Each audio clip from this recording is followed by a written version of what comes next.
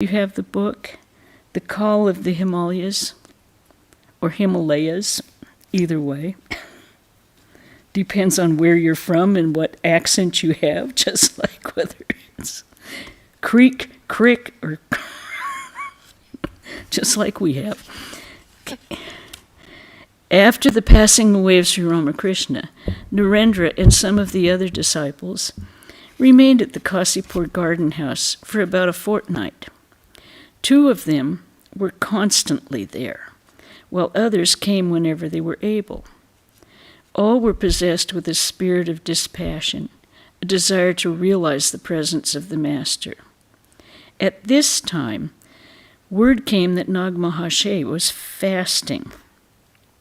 He was a greatly loved householder disciple whose renunciation and humility were extraordinary. There was a saying, Swamiji became so huge that the net of Maya could not hold him. Nag Mahasaya became so small the net could not hold him.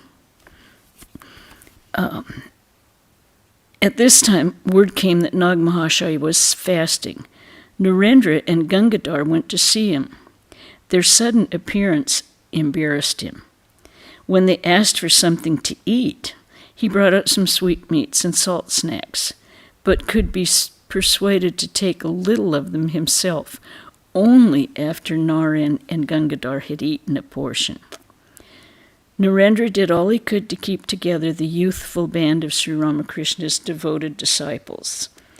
At the earnest desire and assistance of Surendra, a beloved householder disciple of the Master, a deserted old house at Bharanagore, near Kasipur, was rented to serve as a monastery. The holy relics of the Master were moved there from Balaram's house, and Shashi undertook the regular service and worship of the Master. Shashi later became Swami Ramakrishnananda. Some of the young disciples were in a hurry to settle their affairs at home so that they might launch into a life of austerities.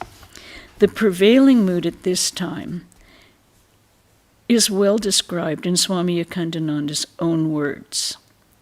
After the departure of the Master, Narendra and others of us, feeling forlorn and helpless, went on foot at times to Kankargachi, and at times to the homes of some of the householder devotees, crying out as we went, "Victory to the Guru, Wahguru, Ki Fateh."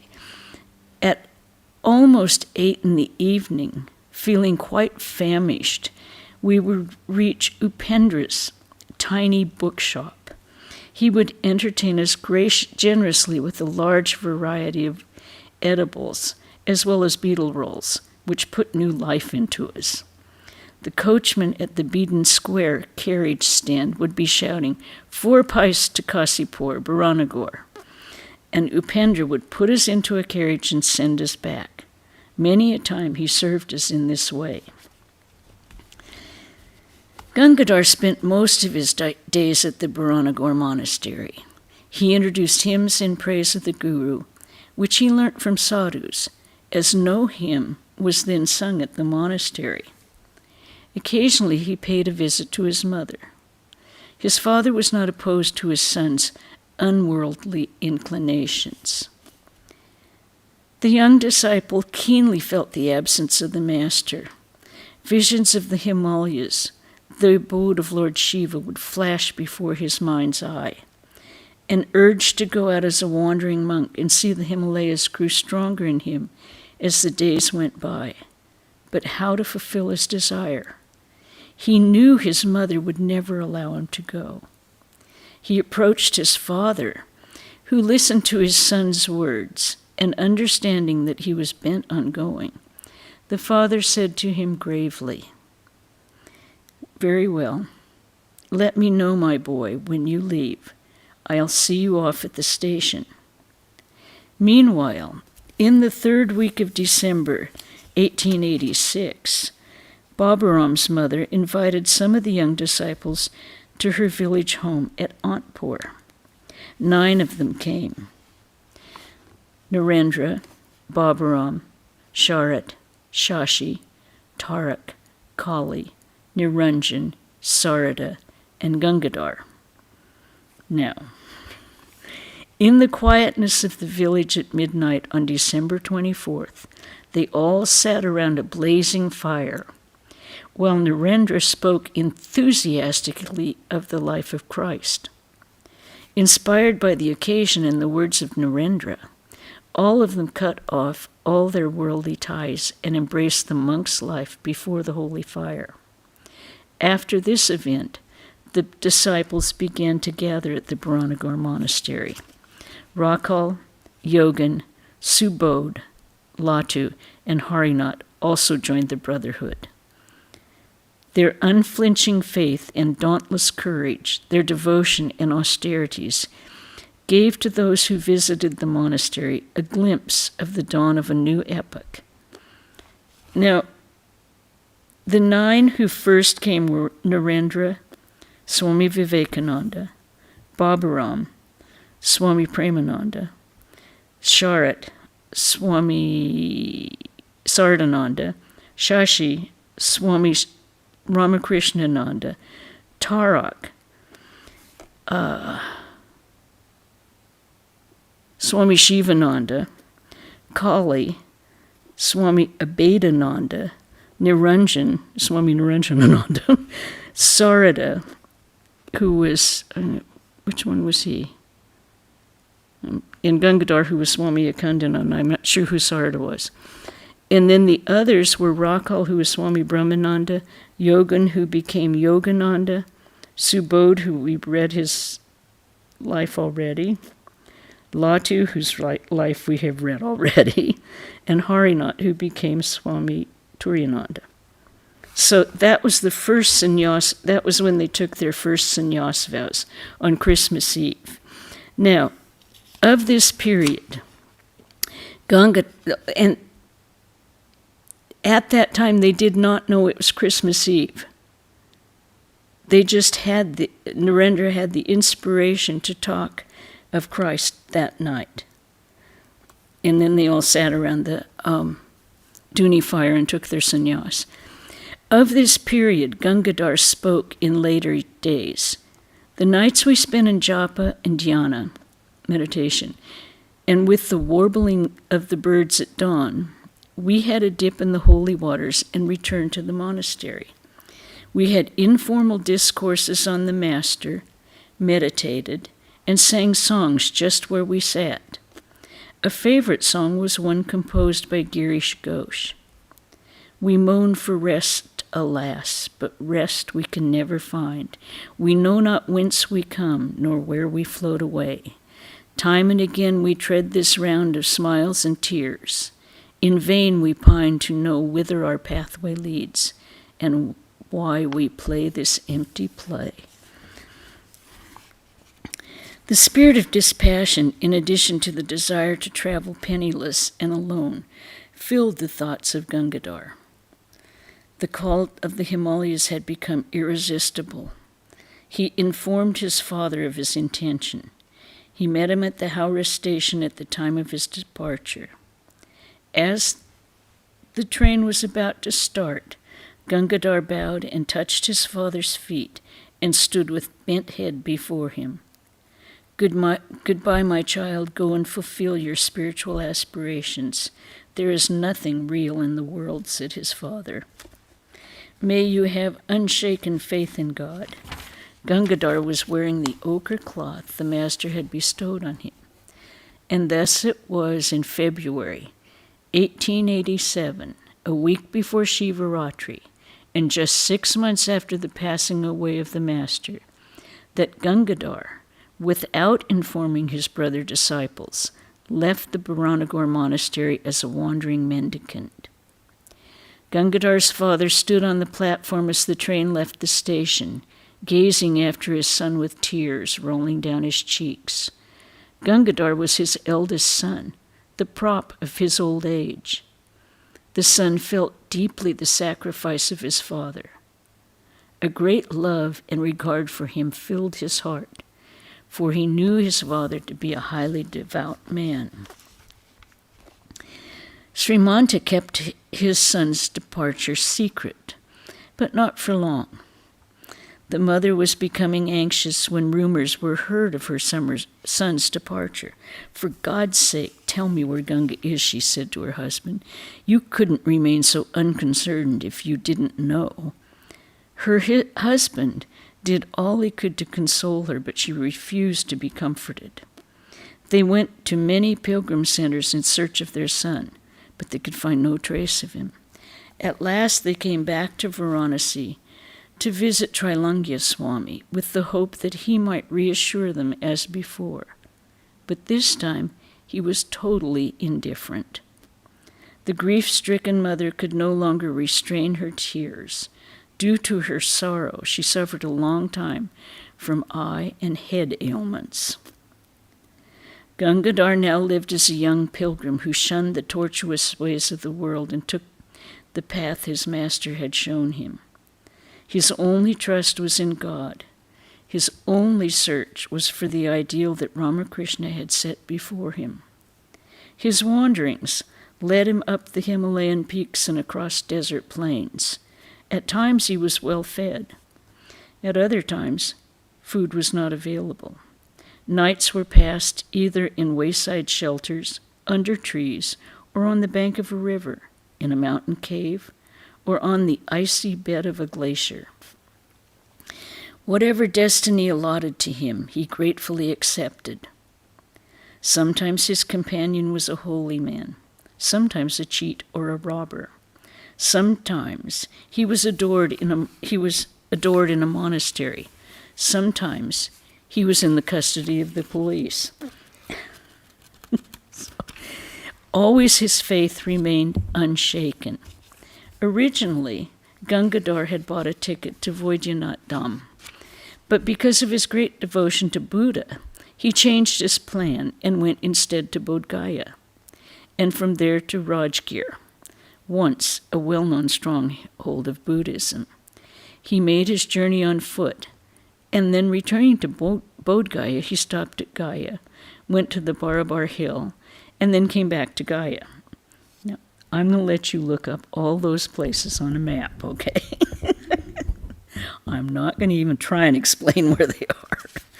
Here at the foot of the Brahmayoni Hill, he paid his respects to a famous yogi of the time, Gambhir Nath, who found in the young monk a fit person for yoga.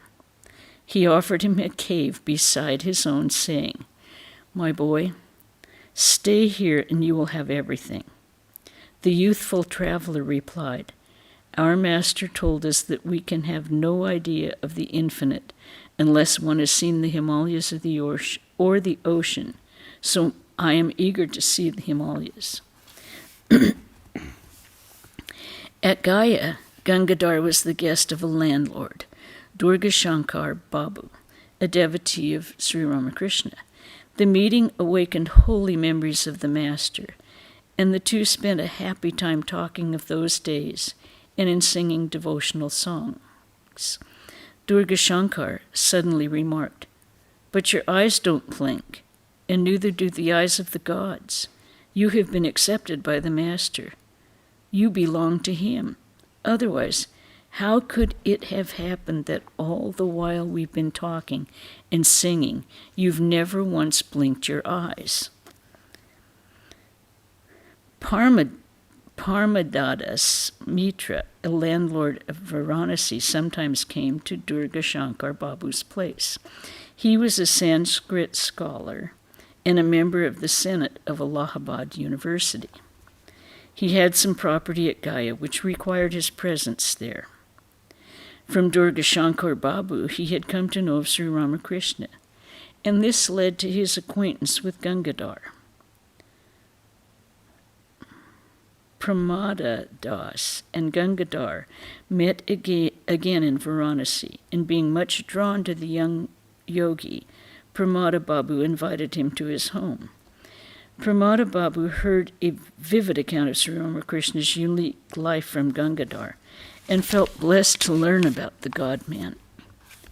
In spite of his philosophical bent of mind, he gave expression to his feelings with devotional hymn beginning with the words Vishuddha Vijnanam, embodiment of pure knowledge, in praise of Sri Ramakrishna.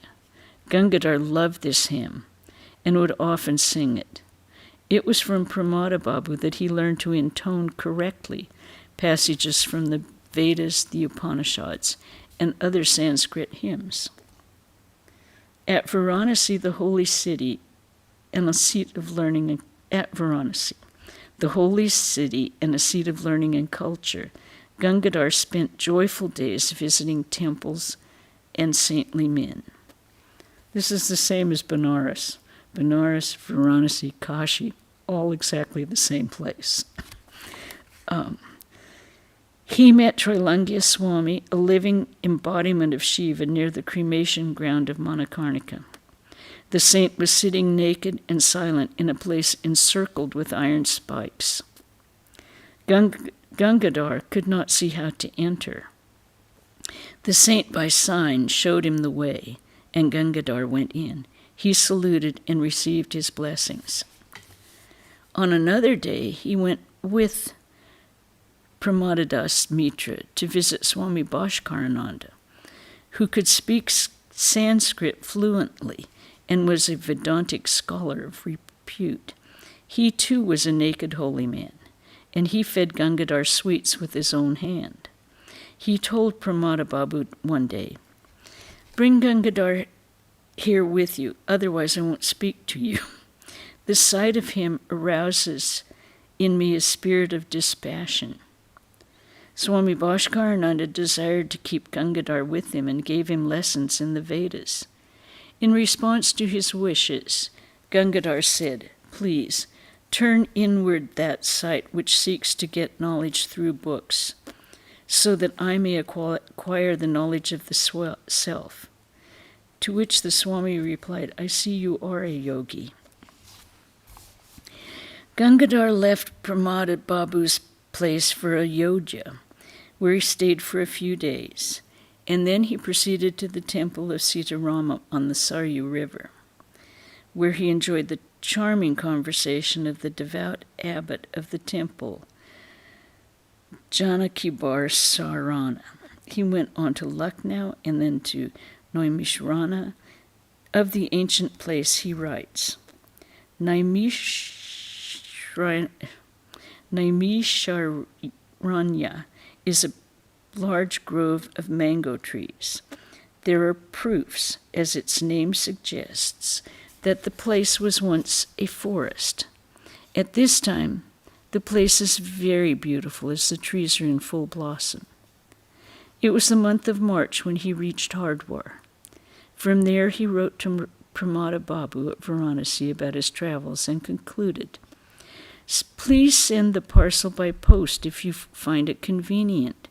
Our monastery at Calcutta needs a damaru as an accompaniment to the songs of Shiva. It can be had at Kashi. Here's the address. Maharaji Narendranath, Calcutta, Baranagar, Atmanati Vidyani Shaba Library, Pramanik Ghat Road." Now let's say we all have these addresses that are this long.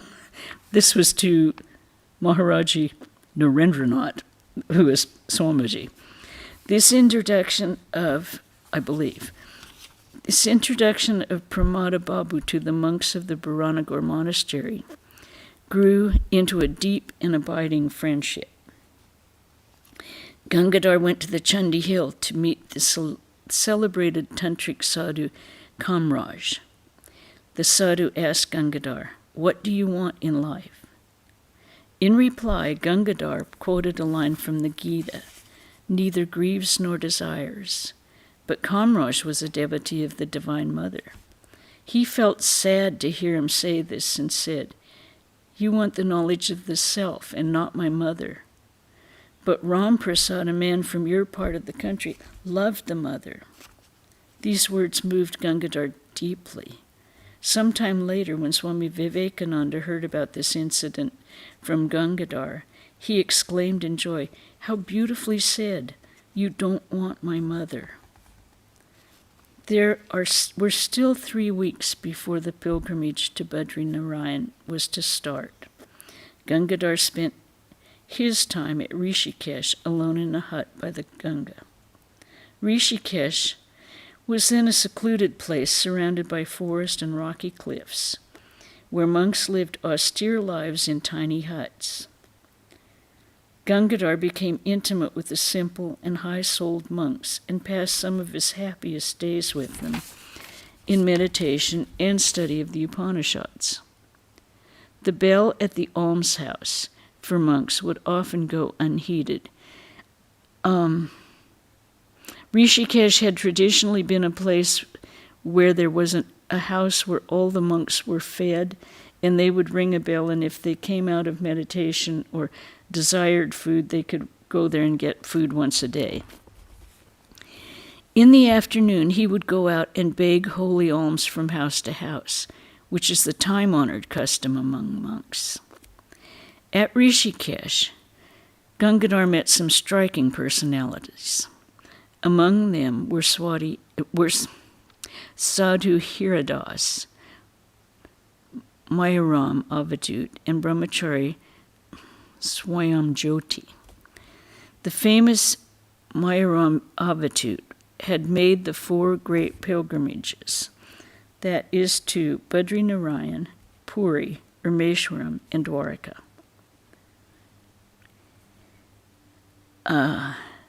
He had made the 4 great pilgrimages around India 4 times.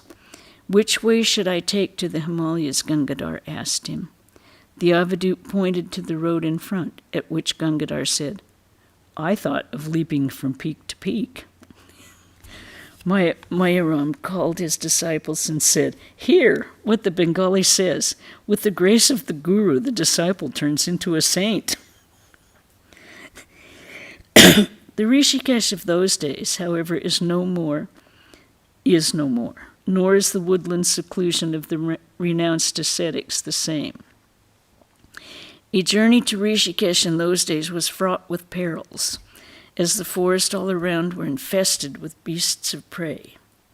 Here Gangadhar heard of a sadhu who, as he was being carried off by a tiger, continued to repeat Soham, Soham, so long as life remained in him. Now the Rishikesh of today, you drive up, and there are many, many temples that have many, many dioramas of all of the gods and goddesses, and they're animated dioramas. And it's very interesting. We have a hospital in Rishikesh, maintain a hospital and center up there. It still has a wonderful atmosphere, but it is a great tourist spot. Mostly religious pilgrims who are going up to see it. In earlier times, the pilgrimage to Kedar and to Badri was very difficult, especially if one traveled alone. A Punjabi sadhu with a large following of disciples and attendants was starting for Badrinarayan from Rishikesh. He wanted Gangadhar to join the party, but Gangadhar had decided to travel alone and set off for Dehradun. From there he reached Rajpur at the foot of the Mussoorie Hills. These were all places during the British occupation of India that most of the British went to during the hot season in the lowlands. Dehradun, Rajpur, and the Mussoorie Hills. There were tea plantations up there. At this place, as he later stated, he resolved to travel the whole distance from the Uttarakhand with God alone as his help. He crossed over the Mussoorie Hills in the first week of April, and at Landor, a sadhu at Shiva temple tried to dissuade him from his resolve to continue his journey alone. The sadhu told him that it was 60 miles to Terry, and there was no village on the way. The 3 or 4 shops by the roadside did not supply food, and it would be very cold. Gangadhar nevertheless stuck to his resolve and accepted only a stick for climbing from the well-meaning sadhu. He had walked some 6 miles up the hill when a shopkeeper gave him something to eat. He continued his journey and had not walked far when he got his first view of the incomparable beauty of the snow-capped Himalayas. He was overpowered and sat down with horripilation all over his body. A divine joy filled his heart.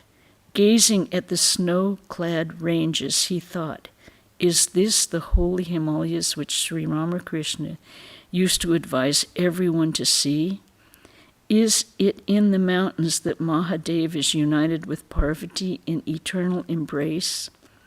Is this the abode of Uma, daughter of the king of the mountains?"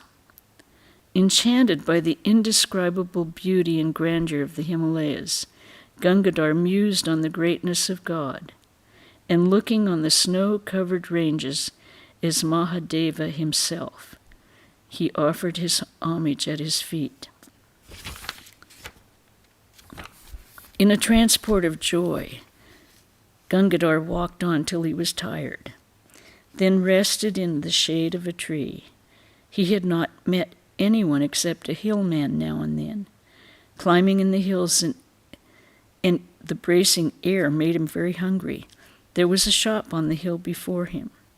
A middle-aged woman approached the weary traveler and inquired kindly, "Where have you come from? Where are you going? Have you had anything to eat?" On learning he had not eaten anything, she fetched him some bread and sauce. As he ate, the kind woman asked if his mother and father were alive, and she further inquired why he had become a monk at such a tender age. As he was answering her questions, this woman saw her husband coming towards them carrying a bundle of faggots. She became nervous and told Gangadhar, "If my husband sees that I have given you this food, he will be angry with me. He is a cruel miser. Please don't tell him anything." Gangadhar found himself in a dilemma. He couldn't lie, nor could he cause suffering to this kind woman. He hurriedly swallowed the remaining food and left the place. The motherly care and inquiries of the woman reminded him of his own mother. He sat down by the wayside and gazed upon the panorama of the Himalayas spread before him. Gradually he fell into meditations, and these thoughts arose in his mind. Am I not always on the lap of the Mother of the universe? Have I any other mother? For the sake of her, who cannot detain me a second if death comes, I was about to lose this mother. Okay, and I think we'll stop there because it's time. We're going to continue with the travels, and it will be very, very descriptive. Okay, Saturday evening at 5. Well, is there any questions or any comments about this before we launch into the schedules? No. Just a description of what a young man did. Okay. Saturday at 5 o'clock, we'll have the gospel reading here in the temple. Sunday, the lecture will be by our assistant Swami, Swami Akhandananda, and his title is Bestow the Final Emancipation. Okay? And we will have the Akhandananda the following a week from today. Okay? So if there are no questions, comments, or observations. I have one thing to say. Okay. I'm sorry I didn't respond to you earlier. I was having connection problems. I didn't mean to leave you hanging. That's okay. I understand. Yeah. We have problems too. It was the wrong... Yeah, I forgot to tell them. I thought I did, but I forgot to tell them I was trying to come for Thakur Puja. So okay. That's the same week as Shivaratri, right? Yes, it is. They're 3 days apart. Okay. Shivaratri and Thakur's Puja are about 3 days apart. Shivaratri first and then Thakur's Puja. Okay, fine. Okay, we'll see how that pans out. We'll see you then, I hope. Yes, please. Okay. I would love to see you guys. Yeah. Speaking of not secret information, how many dry sweet herbs did you get for Santa Barbara?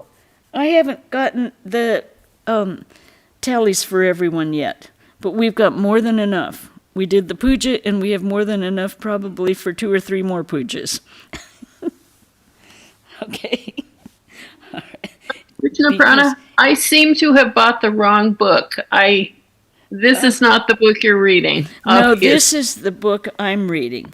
Okay. It's an older book, and it is simply Swami Akhandananda Okay. by Swami Annadananda.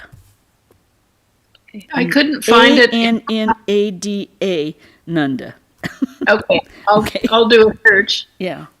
I'm not sure how easily available it is. I didn't realize that when I got it. Oh, I'm sorry? Vedanta Press has a hardcover. She's, Durga just told me Vedanta Press has a hardcover version of it. There. Leanne's got it. Okay. So that's what it will look like. Thank I you. have a really old one. Okay. Om Shanti, Shanti, Shanti. Hari Om Tat Sat Sri Ramakrishna Arpanamastu. And everyone take care, stay healthy. And Thank you. Thank you. enjoy life. All right, we'll see you. We'll see you next week, for sure. I'm not sure who's reading the gospel this time.